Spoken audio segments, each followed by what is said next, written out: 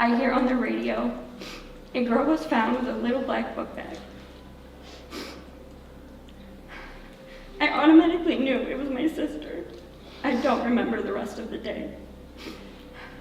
Those were the choking words of a victim's family, opening a heartbreaking tragedy, a story no one could have expected and no one could forget. Those trembling words were uttered in a court, but the pain behind them began in another moment. A moment where ordinary life was suddenly torn apart by an irreparable tragedy. On July 14th, 2019, the small town of Utica was as peaceful as any other day. But just hours later, a horrifying truth would rock the entire community and shock the world. At the center of the story was Bianca Devins, a 17-year-old girl, a young soul who loved art and was a familiar face on social media. But no one knew that. Behind those sparkling photos and innocent smiles, a dangerous undercurrent was quietly forming. And when that morning ended, Utica would never be the same. On the evening of July 13th, 2019, 17-year-old Bianca Devins left home with a male friend named Brandon Clark to attend a concert in New York City. The two had met through social media and had spent some time chatting and meeting in person. To their friends and family, this was just a simple outing between young people with similar musical interests. However, beneath the surface, signs of trouble were quietly building. Brandon Clark was said to have a controlling, jealous streak and was insecure about his relationship with Bianca, even though they were not officially lovers. There were minor arguments over text messages, but no one could have imagined that these seemingly harmless conflicts would lead to tragedy. After the concert, the two returned to Utica in the early morning of July 14th. On the way home, an argument broke out. Some sources said Brandon was angry when he learned that Bianca had been chatting and paying attention to other people at the event. When the car stopped in a deserted area on Edgewood Road, tensions reached a peak. No one directly witnessed what happened next.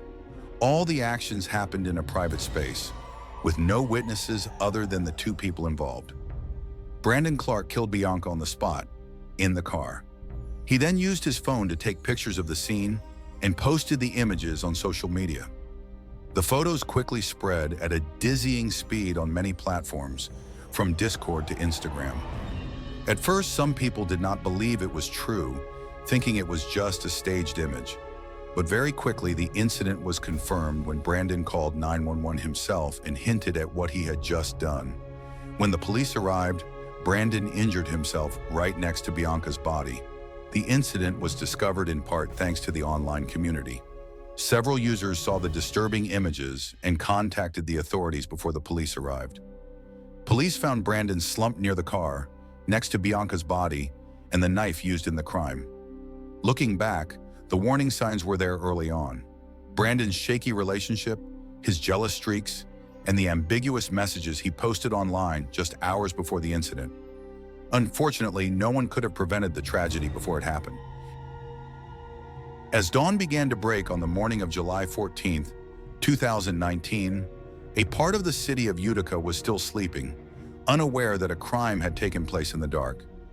The first person to break the silence was Brandon Clark, who had just committed the tragic incident, when he proactively called the 911 emergency line. In the call, Brandon's voice was described as panicked, mixed with despair. He admitted that he had done something irreparable and alluded to self-harm. Shortly after, Brandon's location was determined to be in a remote area near Edgewood Road, a deserted stretch of road on the edge of the city. Police were quickly dispatched to the scene.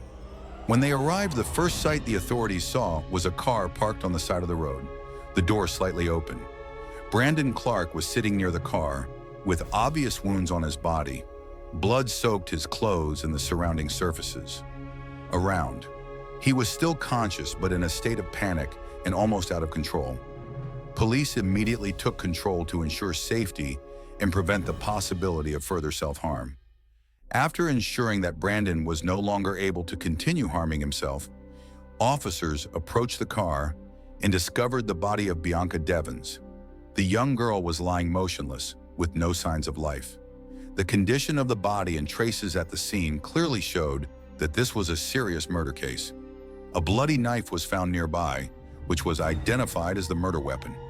Immediately, the scene was sealed off to serve the investigation. Medical staff arrived and confirmed that the victim had died before being discovered. Not stopping at the tragedy that happened before their eyes, officers also soon realized that this incident was related to the images that had been circulated on social media just hours before. Several users on Discord and Instagram reported the shocking photos believed to have been taken at crime scene.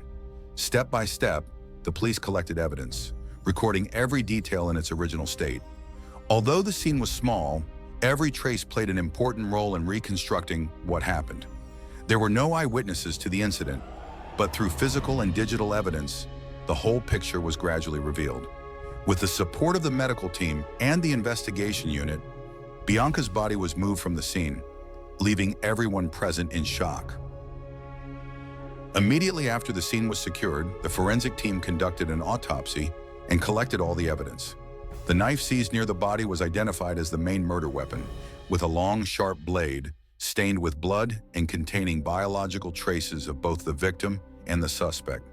The autopsy results showed that Bianca Devins died from a sharp wound to the neck, causing acute blood loss. The forensic agency determined the time of death to be around dawn on July 14th. The fatal wound was inflicted with strong and precise force, indicating that the crime occurred quickly, with no signs of prolonged assault or use of force other than the fatal cut. In addition, no other signs of impact or other serious injuries were found on the victim's body, reinforcing the hypothesis that this was an impulsive act that occurred over a short period of time. The fact that the victim was still fully clothed also helps to eliminate other motives. For Brandon Clark, the medical examiner noted multiple shallow and deep, irregular cuts on his wrists and body, consistent with his testimony that he had intentionally self-inflicted injuries after the crime. DNA from the samples was collected for comparison and to complete the case. Each detail of the autopsy plays an important role in clarifying the cause of death and strengthening the prosecution's case. Immediately after the scene was sealed off and the victim's identity was determined, the investigation was carried out urgently, but in full compliance with legal procedures. Although Brandon Clark was present at the scene with clear signs that he was directly involved in the incident, the authorities still proceeded cautiously to ensure the accuracy and completeness of the records. Brandon Clark was taken to the hospital under close supervision. The injuries to his wrists and body were quickly treated medically. Once his health was stable, the police began taking preliminary statements and confiscating all personal belongings, including his phone, clothes, and related evidence. From the very first minutes, Brandon showed a state of confusion and acceptance of reality. He did not deny his crime, but could not provide any coherent explanation for his actions. Investigators noted that the suspect showed no signs of resistance or attempt to conceal the incident, but appeared to be in a state of psychological shock after committing the crime. In a parallel with the interrogation, the investigation team interviewed the victim's family and friends to clarify the relationship between the two. Through this, they determined that Brandon and Bianca met through social media and had met in real life several times before attending the concert together on the day of the incident. Some of Bianca's friends said that Brandon had shown jealousy and control, but no one expected that it could lead to tragedy. When asked about his motive, Brandon confessed that he felt betrayed when he saw Bianca chatting and taking pictures with other people at the concert. The combination of pent-up anger and loss of emotional control pushed him to commit the crime. However, physical evidence and phone data showed that Brandon's behavior was not completely spontaneous, but was prepared and calculated. A key breakthrough in the investigation came from the analysis of Brandon's social media activity. Just hours before the crime, he posted ambiguous statuses that hinted at despair and doom. After killing Bianca, Brandon continued to share photos of the crime scene with a farewell message. These actions showed that he had no intention of concealing the incident, but on the contrary, deliberately spread it widely. Brandon's phone contained a lot of key information, messages, photos, and location data that helped to accurately reconstruct the sequence of events. The digital forensics team also quickly collected and analyzed all activities on Discord, where Brandon had previously hinted about his unstable mental state. To ensure objectivity, the investigation agency invited a psychologist to assess the suspect's cognitive capacity. The results showed that Brandon was fully aware of his actions and the consequences, and was capable of being held criminally responsible. This factor plays an important role in eliminating the possibility of diminished responsibility due to loss of mental control. The process of strengthening the case was carried out simultaneously with the interrogation. Each of Brandon's statements was carefully compared with the evidence collected. The fact that he was the one who called 911 and remained at the scene did not change the serious nature of the crime. On the contrary, it showed a mixture of desperation and the need to attract attention through social media. The official arrest was made shortly after Brandon's physical recovery. A warrant was issued and he was charged with second-degree murder. The case file was complete with full forensic results, digital data, witness and suspect statements, and physical evidence collected at the scene. Every detail was carefully reviewed to ensure strict legality and fairness. The case quickly attracted extensive attention from the public and the media, not only because of the severity of the crime, but also because of the disturbing effects of social media on human psychology and behavior. Brandon's choice to share the crime scene images shocked not only the victim's family, but also the entire online community, raising many questions about ethics, limits, and responsibility in the digital age. With the investigation closed, the complete file is ready to move to the litigation stage. The trial is not only the final step in the journey to find justice for Bianca Devins, but also a wake-up call about the unpredictable consequences when violence and technology intersect in the modern world. Brandon Clark's trial took place in March 2021 in Oneida County Court, New York, nearly 2 years after the murder that shocked the United States. Standing in the dock, Clark faced charges of second-degree murder and a series of angry and painful eyes from the victim's family, friends, and the online community. From the beginning, the trial attracted media attention, not only because of the brutal nature of the case, but also because of its deep connection to social media and the painful questions about the responsibility of online platforms.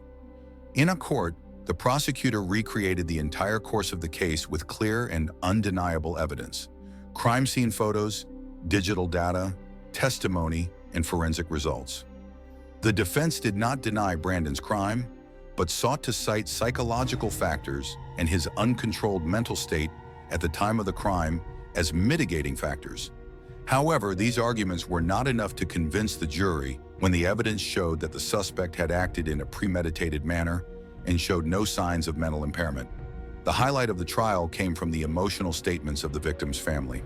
Kim Devins, Bianca's mother, choked up as she spoke about the inconsolable pain of losing her daughter in an unimaginable situation. She emphasized that the pain did not stop at the family, but also spread to thousands of people on social media when the tragic images were spread indiscriminately. Bianca's sister, Olivia Devins, also could not hold back her tears when sharing that she would have to live the rest of her life with painful memories and the emptiness of losing her close sister. Those words made the whole audience silent. Many people could not hold back their tears, even strangers. Brandon Clark himself, when allowed to speak, apologized and admitted that nothing could make up for what he had done. He bowed his head, choking back tears as he said that he would have to live with self-hatred for the rest of his life. In the end, the judge sentenced Brandon Clark to 25 years to life in prison, the maximum sentence for second-degree murder in New York. In his sentencing, the judge emphasized that this was not just a crime against an individual, but also a deep spiritual wound inflicted on the entire community, a crime exposed and amplified by social media. The trial ended in a heavy atmosphere. Although justice had been served, the losses and echoes of that tragedy still remain, reminding everyone of the unpredictable consequences of violence, hatred, and indifference in cyberspace.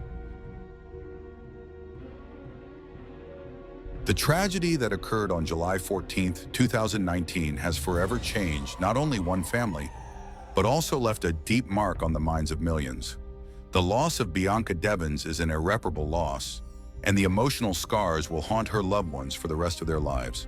The trial has ended, the perpetrator has been sentenced, but the damage caused by the case cannot be simply erased. Even more painful when Bianca's image, her last moments, were spread everywhere on social media. a double shock for the family and the community. This case is not only a warning bell about the dangers of hatred and violence, but also a testament to the dark side of the digital age, where information spreads without limits and sometimes compassion is overshadowed by cold curiosity. From that pain, Bianca's family spoke up, calling for action to prevent similar tragedies from happening again. The proposal, Bianca's Law, was formed to ask social media platforms to act more quickly in removing violent content, protecting victims and their families from secondary harm. This heartbreaking story reminds us that behind every photo, every status line is a real person with family, friends, and a life that deserves to be cherished. We, the witnesses, need to be alert, humane, and together say no to violence, both in real life and in the virtual world.